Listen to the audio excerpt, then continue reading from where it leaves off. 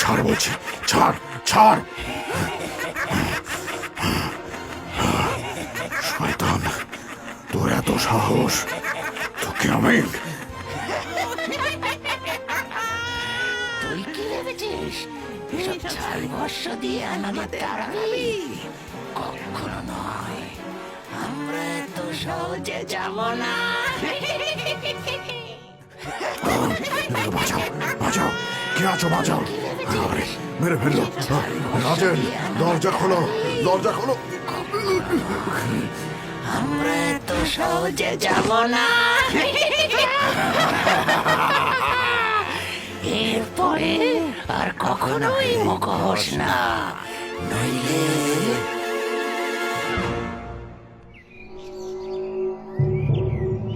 এই তো, আপনি এত কথা বলছিলেন বাবা, সেখানে এইভাবে নাস্তানা বোধহয় ফিরে এলেন। সব মিথ্যে কথা, সব মিথ্যে কথা। আপনার সব কথা মিথ্যে। আপনি ভণ্ড, নইলে ওই প্রেত এইভাবে আপনাকে হারিয়ে দেয়। তোমরা ভুল বুঝছো, তোমরা ভুল বুঝছো বৌমা। নিরাময়ের শরীরে একটা নয় দুটো প্রেত রয়েছে, আর তারা ততোধিক শক্তিশালী। তাদেরকে পরাস্ত করার জন্য অনেক ক্ষমতার দরকার। আর আপনার সেই ক্ষমতা নেই, তাই তো? তাহলে কেন মিথ্যা আশ্বাস দিলেন বেকার? হ্যাঁ হ্যাঁ, আমরা কোনো ভালো সাধু বাবাকে নিয়ে আসবো কোন, আপনি জানতো? ওগো, আমার মেয়েটা কি আর কোনোদিন ভালো হবে না? কত আশা করে আপনাকে বলেছিলাম, কিন্তু আপনি তো নিজেই ওর হাতে মার খেলেন। দেখো, চাইলে তোমরা ওর জন্য অন্য সাধু পুরোহিত যা যোগ্য যা খুশি করতে পারো, কিন্তু আমি নিশ্চিত হয়ে বলতে পারি, নীরার মধ্যে যে দুই প্রেত রয়েছে তা দূর করা এত সহজ হবে না। আমাকে তোমরা 7 দিন সময় দাও। কি? আরো 7 দিন? আপনার যদি ক্ষমতা নাই থাকে, 7 দিনে আপনি করবেনটা কি? আমি একটু বই পুস্তক পুঁথি এইসব ঘেঁটে দেখবো, তারপরেও যদি আমি না পারি তখন তোমরা যা শাস্তি দেবে আমি মাথা পেতে নেব। সেদিন গ্রামবাসীদের চরম টিটকারি আর রাজেনের মুখের ভাব দেখে আমি বুঝতে পেরেছিলাম যে ওরা আমার উপরে বিশ্বাস রাখতে পারছে না, কিন্তু আমিও হাল ছাড়ার পাত্র নই। আমার কাছে থাকা অনেক পুঁথি পুস্তক ঘেঁটে দেখলাম, এক শরীরে দুই প্রেত বাস করলে তারা এতটাই শক্তিশালী হয়ে যায় যে তাদের পরাস্ত করা বেজায় কঠিন। এই তো এখানে কিছু উপায় লেখা রয়েছে। অতি শক্তিশালী প্রেতকে নিষ্ক্রিয় করার জন্য 7 জন অতি শুদ্ধ ও পবিত্র মানুষের শরীরের কোনো অংশ লাগবে। তার মানে? আমি বুঝলাম না, পুঁথিতে উল্লিখিত কথার তাৎপর্যটা কি? আসলে সেই পুঁথিতে লেখা ছিল যে কোনো শুদ্ধ বা পবিত্র আত্মা, মানে কোনো সাধু বা আপনার মতন 7 জন সাধিকার শরীরের কোনো অংশ সংগ্রহ করে সেগুলোকে একত্রিত করতে হবে। সেই 7টি অংশ একত্রিত করে ওই প্রেতকে পরাস্ত করা সম্ভব হবে। আর সেই কারণেই তুমি আমার চুলের অংশ নিতে যাচ্ছিলে? আগে হ্যাঁ, সেদিন থেকে আমি পবিত্র ও শুদ্ধ সাধু সন্ন্যাসীর সন্ধান করে যাচ্ছি। তাদের চুল বা শরীরের কোনো অংশ চাইলে কেউ দিয়েছেন, আবার কেউ কেউ রাজি হননি। রাজি হয়নি? কিন্তু কেন? আসলে সকলের মনের ভাব তো আর এক হয় না। এখন অবধি 6 জনের অংশ আমি সংগ্রহ করেছি, আপনি ছিলেন 7তম। এই জন্য তুমি রাতের বেলা ওইভাবে চোরের মতো আমার মাথার চুল সংগ্রহ করছিলে? কিন্তু আমাকে সবকিছু খুলে বললে আমি তো নিজেই তোমাকে দিয়ে দিতাম। আসলে আমি ভেবেছিলাম আপনিও হয়তো বাকিদের মতন দিতে চাইবেন না। তাছাড়া ইরার অবস্থা দিন দিন অবনতি হচ্ছে। যদি এখন এর প্রতিকার করা না যায় তাহলে হয়তো সব শেষ হয়ে যাবে। আমি ঈশ্বরের কাছে প্রার্থনা করব, তুমি যেন নিজের কার্যে সফল হও। এরপরেই এক শুভ দিনে সাধু বাবা সেই 7 জনের শরীরের অংশ একত্রিত করে মহাযজ্ঞে বসলেন। ও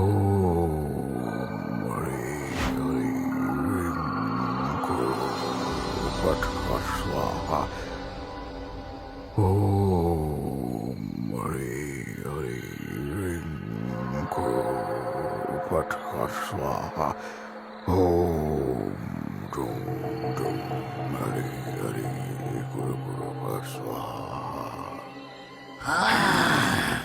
কে কে রে জন্মা, কার এত সাহস? আমাকে ছেড়ে দে, ছেড়ে দে, আমাকে ছেড়ে দে, আগে আমাকে ছাড়। এই তো এসে পড়েছিস। সেদিন কি বলেছিলি আমি নাকি তোর ক্ষমতার কথা জানি না? আজ দেখি তোর কত বড় ক্ষমতা।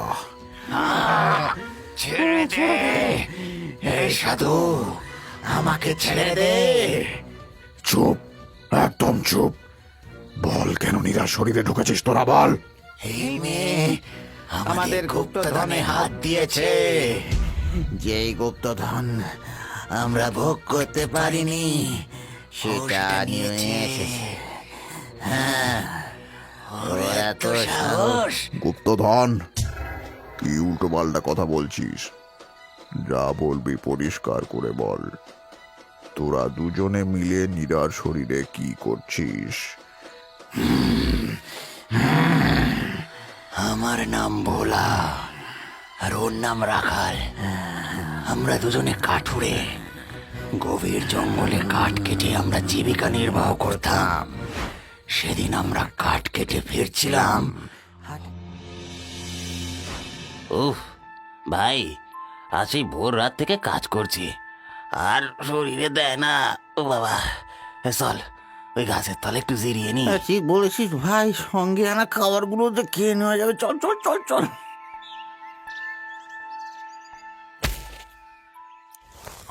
এরে রাখা হলো কি? বারবার মাটি তাতে কি ঠুকঠুক করছিস? কি জানি ভাই, মাটির বাকি অংশের থেকে এই অংশটা যেন একটু বেশি নরম আর এবড়ো খেবড়ো। হ্যাঁ, কি বলিস রে? এই জঙ্গলের মধ্যে উঁচু নিচু মাটি, ঘুরে একবার দেখবি নাকি? চল, আমাদের ভাগ্যে কি আর গুপ্তধন জুটবে? তো চল চল দেখি। দুই বন্ধু মিলে মাটি খুঁড়তে শুরু করলো। কিছুক্ষণের মধ্যেই একটা টং করে শব্দ হলো। দুজনের মুখে তখন যেন হাসির ঝিলিক খেলে গেছে। তাড়াতাড়ি আরো মাটি খুঁড়তেই একটা কলসির মতো দেখতে পাওয়া গেল।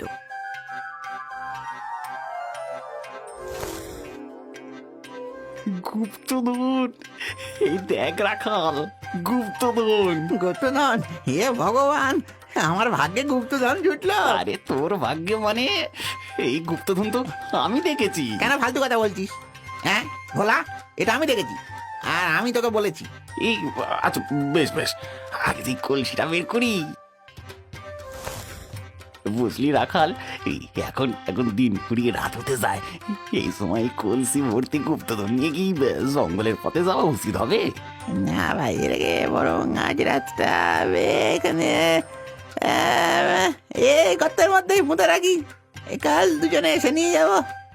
ঠিক বলেছিস, এই এই- এই এই- এইখানে রইল। বাবা, একে তো ক্লান্ত শরীর, তার উপরে মাটি খুঁড়ে আরো ক্লান্ত লাগছে। আমি বরং ওই ওই নদী থেকে এক ঘটি জল নিয়ে আসি। এই বড় তেষ্টা পেয়েছে। হ্যাঁ হ্যাঁ, সেই যা তুই, আমি এখানে আসি। এই গুপ্তধন আমার, শুধুই আমার। বুঝলেই ওকে ভাগ দিতে হবে? হ্যাঁ, কখনো না। আমি কুড়াল দিয়ে ওকে মেরে ফেলবো, তারপরে গুপ্তধন আমার হবে, শুধু আমার।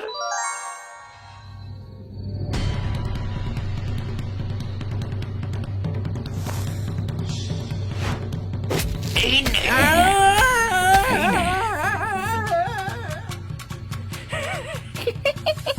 আমার এই গুপ্তধন এবার শুধু আমার। কেউ আমার থেকে এটা নিতে পারবে না, এর ভাগ কাউকে দিতে হবে না। এগুলো এগুলো সব আমার, সব। বেচারা রাখাল জল নিয়ে এসেছিল, ভাই ক্ষমা করে দিস ভাই রাখাল। তবে তবে এই জলের জন্য ধন্যবাদ, সত্যি বড় টেস্টটা লেগেছিল।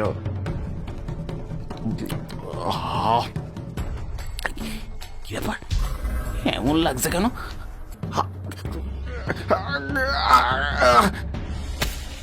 আমরা দুজনেই ওইখানে মরে পড়ে থাকি। এরপরে কেটে যায় অনেক বছর। এদিকে ওই গুপ্তধনটা মাটিতেই পুঁতে রাখা ছিল। একদিন ওই এটা জঙ্গলে কাঠ কুড়াতে গিয়ে ওই গুপ্তধনটা দেখতে পায় আর বাড়ি নিয়ে আসে। ও, আর সেই গুপ্তধনের জন্যই তোরা এই নিরপরাধ মেয়েটির শরীরে ঢুকেছিস? হ্যাঁ, ও কেন আমাদের গুপ্তধন নিয়েছে? যেই ধন আমরা ভোগ করতে পারিনি। চুপ, একদম চুপ। তোরা দুজনেই লোভী আর পাপী। লোভের বশে নিজেরা নিজেদের দুই বন্ধুকে খুন করেছিস, আর নিজেদের এই পাপের মধ্যে নিষ্পাপ মেয়েটাকে কষ্ট দিয়েছিস। ওদেরকে আমি এমন উচিত শিক্ষা দেব। না সাধু বাবা, না, আমাদের ক্ষমা করে দিন। কোনোদিন না। তোরা দুষ্ট আত্মা, তোদের আমি বোতল বন্দি করব।